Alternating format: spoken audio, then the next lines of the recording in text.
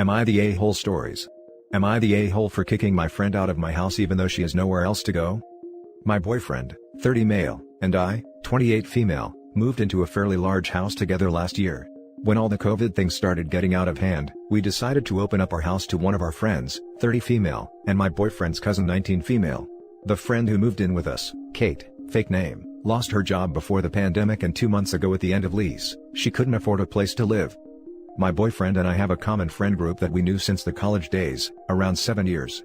Kate joined this group 2 years ago. When our friends informed us of her losing her house, we decided, hey, we have free space, come stay with us for a while, until you can find a permanent solution. We also covered the food expenses while she helped with the chores. She accepted, and moved in within a few days. When she first moved in, she was acting friendly with me, but as time progressed, she started becoming colder and colder towards me, but was still friendly with my boyfriend. A month ago, she started acting weird. While we were watching Netflix, she started sitting in between my boyfriend and me, touching or hitting his arm lightly when she was laughing, touching my boyfriend's neck or hair while saying good morning to his ear, or trying to massage him constantly. I didn't know what to do, especially because my boyfriend was not saying anything at the time, and I didn't want to be the crazy girlfriend. However, he sat me down a week or so ago, and told me he was extremely uncomfortable by the way Kate was behaving. Let me tell you, I was so relieved that I was not the only one who was thinking she was acting strange, lol. He said, when I'm not around her behavior only increases, and he didn't know what to do, because he was scared of telling me this as he thought maybe he was overthinking it. We decided to speak to her if she did it again and went to bed happy. 2 days ago, I drove to my parents' house to visit them and help with their needs as they don't go out. I got a text 2 hours into my visit from my BF, asking me to come back home urgently. When I returned, everyone in the house was yelling and I was very confused. When my BF saw me, he said that he wanted to talk to Kate about what she has been doing was making him uncomfortable, and apparently, she didn't take this well, because she said she did this with everyone, and when I took my boyfriend's side, more yelling and calling names happened. We told her to get her things and get out. I thought our friends would take our side when we told them about this, but now the whole group is divided.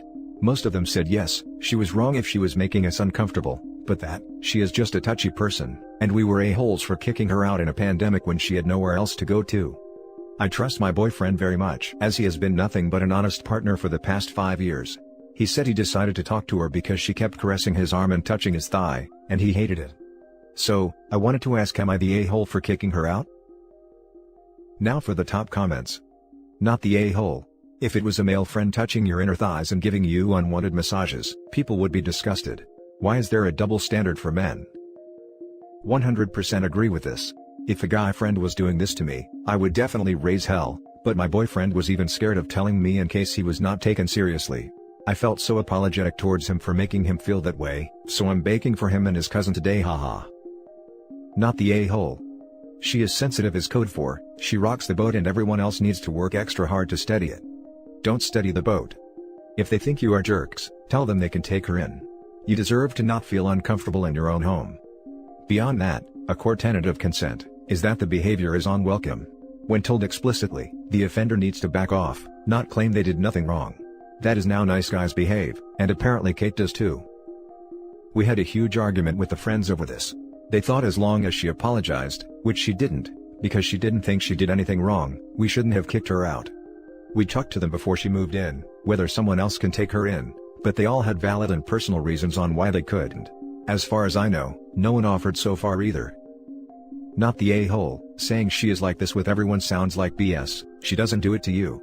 She was being flirty and making advances on your boyfriend. It looks like she has a crush, and no respect for boundaries or consent, and it was only going to be a matter of time before she tried to take advantage of him. Innocent people are usually apologetic, guilty people throw tantrums and claim to be the victim. Because of the character count I couldn't add this, but she and I were never really close to begin with because of clashing personalities.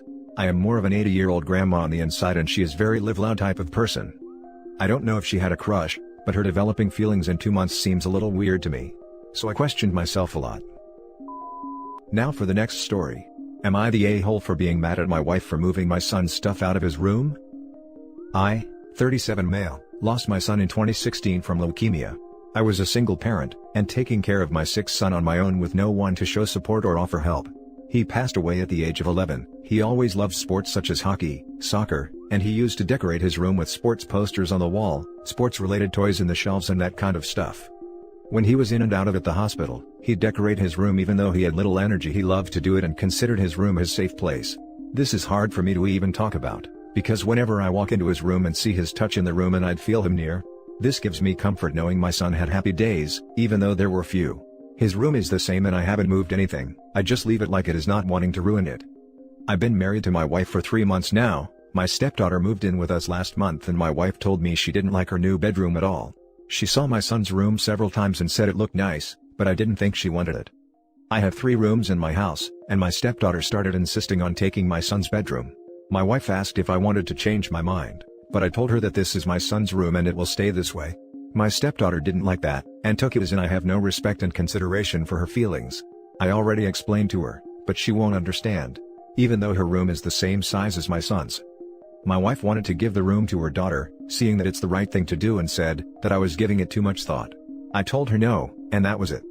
But yesterday, my stepdaughter called me and told me her mom was busy moving her stuff into my son's room. She probably thought that I knew, so she was surprised that I was upset. I got home and my wife told me that all my son's stuff is in the other room, and all she did was just switch rooms. I couldn't believe it when I saw my son's room upside down. I was so mad. I told her she wasn't allowed to take the room without my consent, and she said that I wasn't being supportive and a good parent to my stepdaughter when I'm behaving like this. I told her this had nothing to do with her, it's about my son's memory. The room has been like this for years, and for her to empty it and move out his stuff like that felt wrong to me, no matter how she tries to explain it.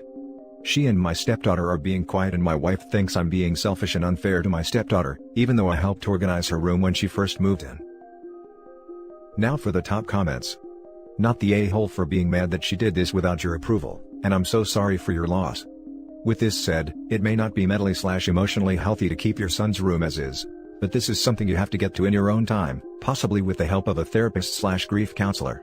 Being forced to change it when you're not ready, probably isn't going to help you long term, but it would be something to discuss with a professional as soon as you can.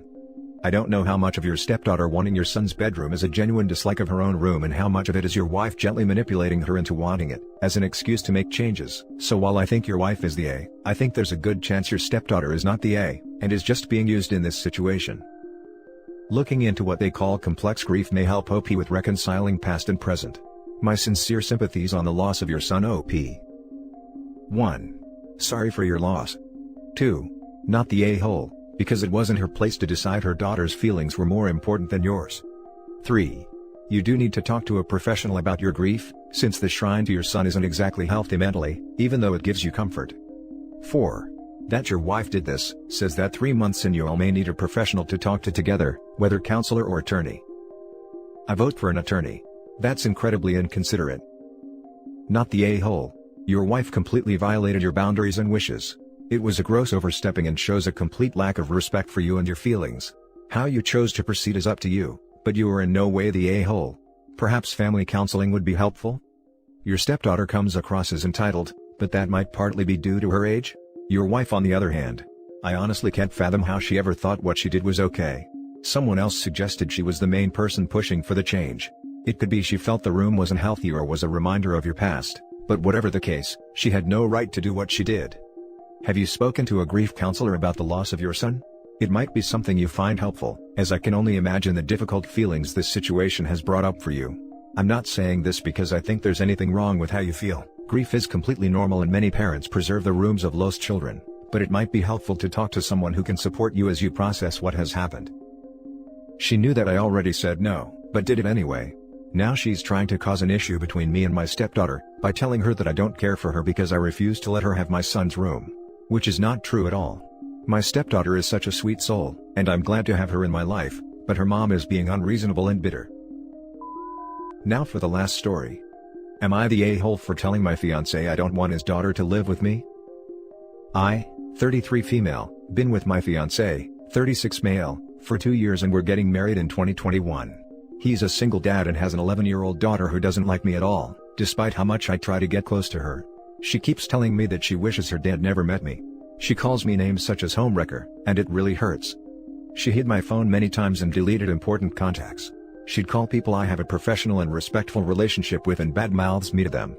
I had enough when she took my check that I wanted to take to the bank and threw it away, and told me she did it, to my face. Her dad said she's just a kid and is having a difficulty adapting, but completely ignored that I've been getting hurt because of her. I told him I couldn't take it anymore, and will not have her do these things after we get married. I told him I don't want to live in the same house, and he got mad, and said that I was being unreasonable, and that I should give her time and try to understand why she treats me like that. I just don't think I can take any more of this mistreatment and lack of respect. I should mention, 1. I met my fiancée a year after the divorce. 2. I treat her well, but I never try to take her mom's place, which is something she'd mention a lot. 3. Her mom doesn't even try to hide how much she dislikes me, and I think her daughter is following her lead. 4. My fiancée doesn't try to even talk about what she did, and say she'll change her behavior with time. Now for the top comments. Whoa. Couple questions. 1. Are you a home wrecker? 2. Where is her mom? 3. Does she spend any time living with mom? Who has primary custody? 4. Does mom do anything to deter/dissuade this behavior? What is her involvement? 5. What does dad do to dissuade this obviously out of line behavior? 6. Did she have behavior problems before you came into the picture? 7. Have you considered therapy for her or all three of you? I think something more deep-seated is up. It's not normal for kids to be this malicious to their step-parents. Edit, not the a-hole after receiving more info. I met him a year after divorce, so no, I wouldn't date a married man. Ever. Her mom hates me and has no problem telling her daughter bad things about me. Her dad does nothing and says I'm too sensitive, and expects me to take it and say nothing. I've suggested therapy but he keeps saying not now. Everyone sucks here. Time for you and your fiancé to get on the same page. This is not a situation you put on the back burner until after the wedding. You're marrying a package deal. You don't get your fiancé without his child, period. End of story. What the daughter is doing is awful and hurtful, I get it, but if you can't sort out a plan of attack with your soon-to-be husband, don't marry yet. Banning his kid from your house isn't helping anyone. As for him, what is he doing to get his daughter help to cope? Therapy? Better or different routines at home? School evaluation? Time to get on it, Dad. Now for the next story. Would I be the a-hole if I don't share my inheritance with my siblings? My grandpa and I always got along great. We watched football, soccer, together, played cards or chess and visited the horse racetrack together. Sadly, my grandpa passed away about 3 months ago. His death hit me really hard, because I used to spend so much time with him. Last week I received a letter from the probate court informing me that I will inherit his old house and most of his assets. My parents inherited his apartment where he lived in his last years to be closer to us, and my older siblings inherited only a small part of his fortune as far as I know. My brother and sister weren't too happy when they heard that I had inherited my grandpa's old house. His house is worth a huge amount of money, we're talking nearly 2 million euros, and my siblings want a share of it. Yesterday evening when they visited, they took me aside to urge me to share my inheritance with them. They think it is unfair I got so much more than they did, and think it would be only fair to divide the inheritance by 3.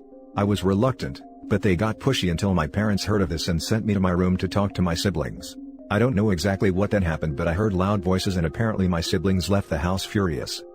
Now I don't exactly know why, but I don't really want to share my inheritance. I feel like my grandpa wanted me to have it, but I'm also not sure if I'm just being greedy. Would I be the a-hole if I don't share my inheritance? Edit, I'm 17 female, my brother is 22 and my sister is 24. Now for the top comments. Not the a-hole. You had a better relationship with your grandpa than they did, and the inheritance reflects that. Don't budge on it. Your grandpa left it to you. Also, want to drop this here because OP's parents sound like parents of the year for standing up for her. Right? When do we ever get parents actually saying something to the extent of, OP had a better relationship out of love, back off. Not the a-hole. Your grandfather drafted a will and dispersed his assets as his choice. So right now, you are legally in the clear. I'm going to assume that you were the favorite grandchild? You are the one who spent the most time with him? That's probably why there is an unequal split. There is a reason that your siblings are being less favored. It sounds like your parents have good heads on their shoulders. Talk to them about this to get some clarity. Also, none of this has to be done tomorrow. If somehow things change and you choose to split the inheritance, there will be no difference between today and 3 months from now. Don't make any rash decisions. You will not benefit from moving quickly. Edit, I would also advise posting this to financial advice. They also have a great section on windfalls in their resources which you should read. And that's it for this video guys. If you have thoughts to share, leave a comment below. Don't forget to hit like and subscribe if you like this content. I'll catch you in the next one. Good day everyone.